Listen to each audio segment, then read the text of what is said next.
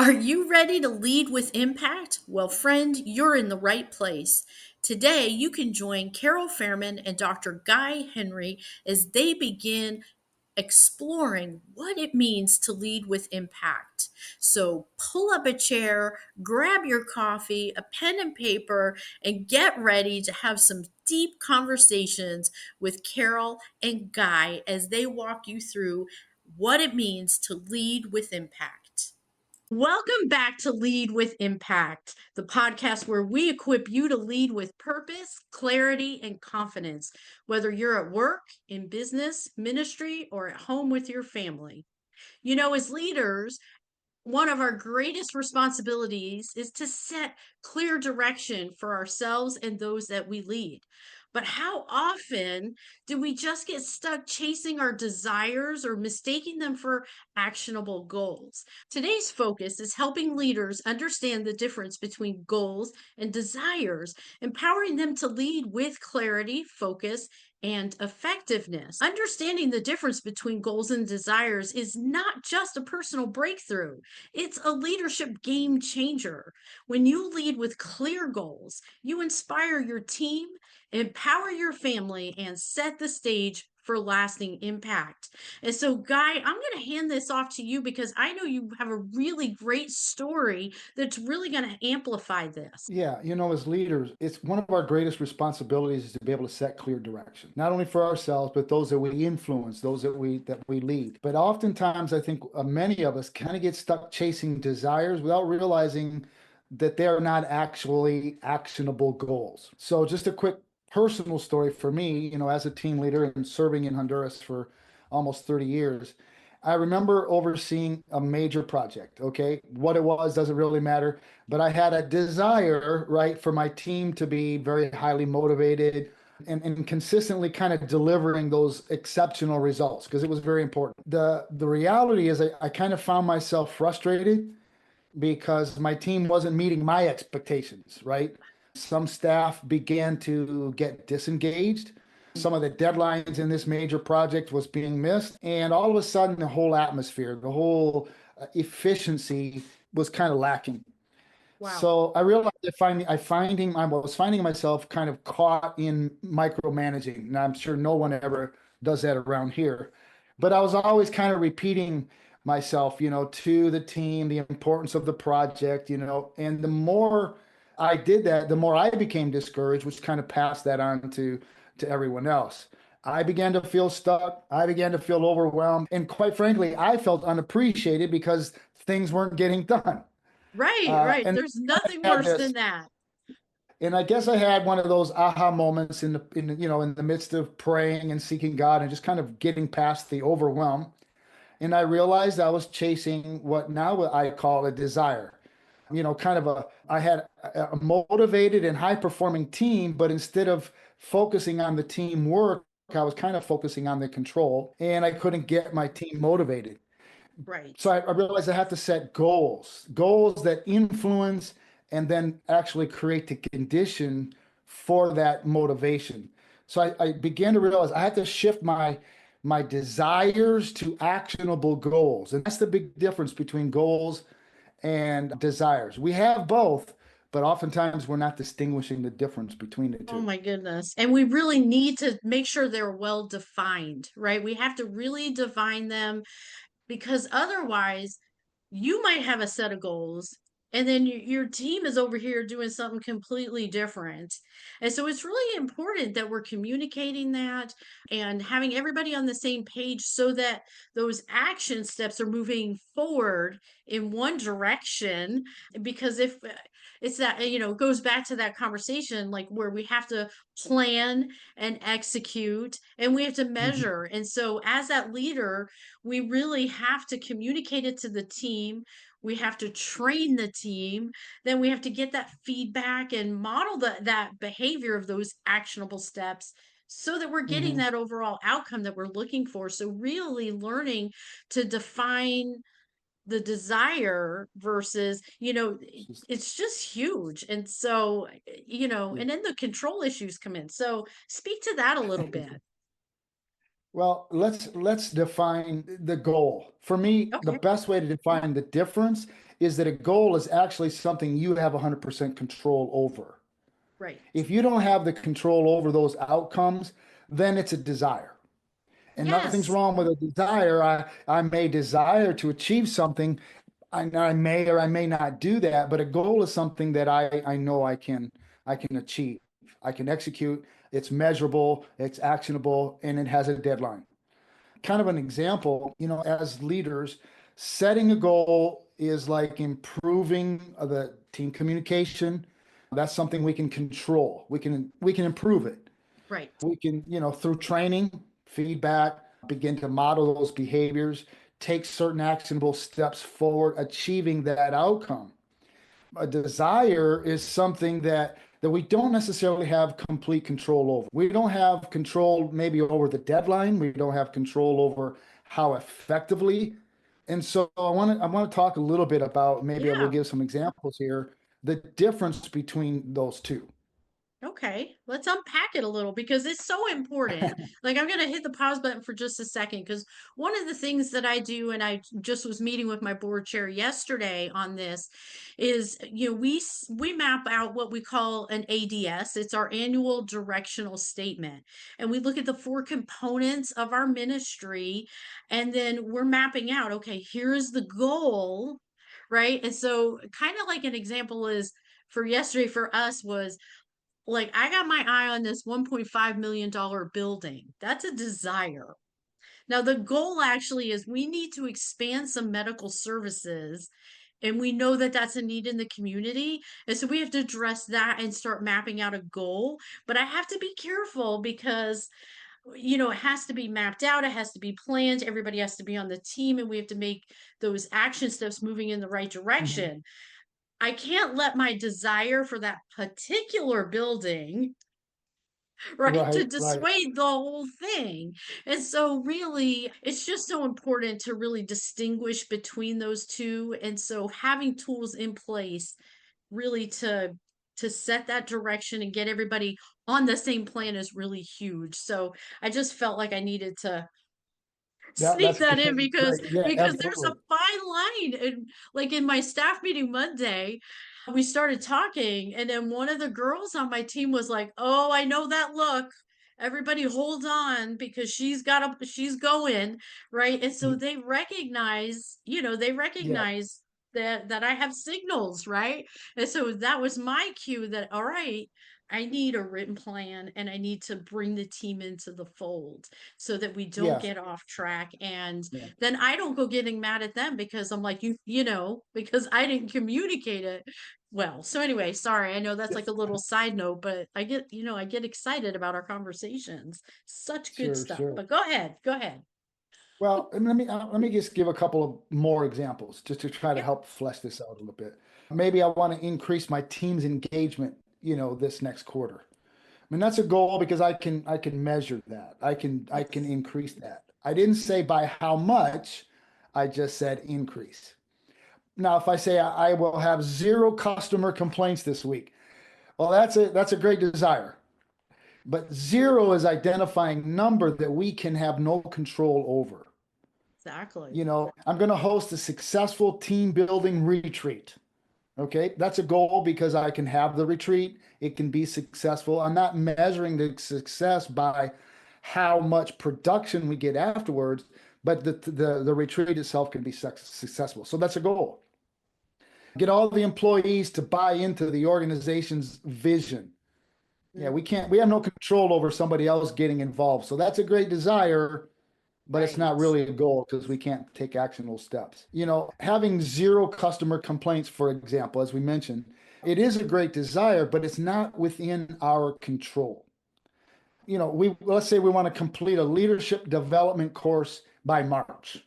Well, that's a goal because we can set it up, we can have it, we can do it, and it can be done by March. That's a goal, for example. And I think a lot of times we unintentionally get trapped, which ends up leading to discouragement, frustration, dissension, because this was the desire and we're not making it because we got to do this and it's a goal.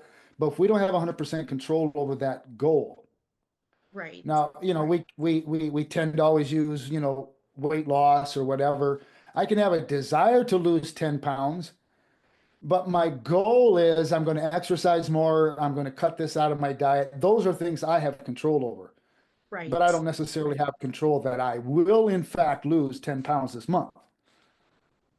True. And it's recognizing what we can control to move us forward. And so there's the difference in that because we can have all the desires that we want, but unless Hmm. we're really mapping out those goals, we're going to get stuck. You're going to begin to feel powerless, frustrated. You're going to frustrate your team. And so, really, it boils down to recognizing what you can control and how do you move Hmm. the needle forward in that. And so, that's really good. So do you have any just some suggestions on how to really set in where we could be 100% in control of the outcome? How do you really measure? What are those steps that we need to take? What kind of guidelines do you put in place for that guy? Other than, I mean, I know we always go to the weight loss thing, but do you have any other examples that you might be able to share on Sure. that? Yeah, of Because course. I just want to make sure Again, we're being super clear about distinguishing between the two. mhm. So I'm throwing you And I on think under the bus. that staying in focus, to keep it simple, keep the focus is, do I have 100% control over this outcome? That means it's a goal. And are the actionable steps I'm going to take, are they measurable? We talked about that last time.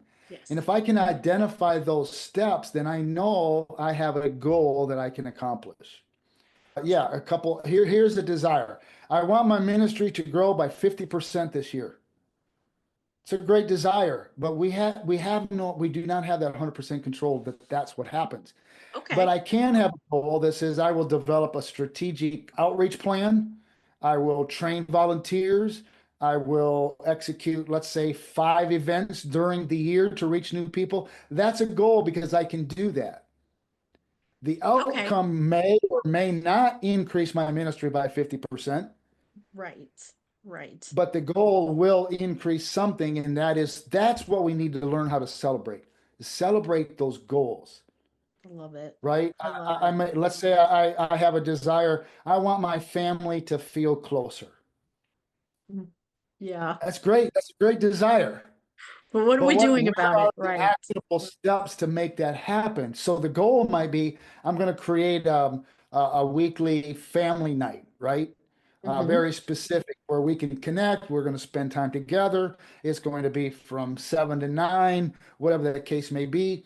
That is actionable. We have control over that, at least to the degree that this is how we set it up. Something happens, but that's a goal that we can measure. It can be actionable, and we can put a time schedule on that. We're going to do this for the next 6 months. I love it. I love it. And so, really as a leader, it's so important that we're understanding the difference between goals and desires, really. And that's the difference between frustration and success.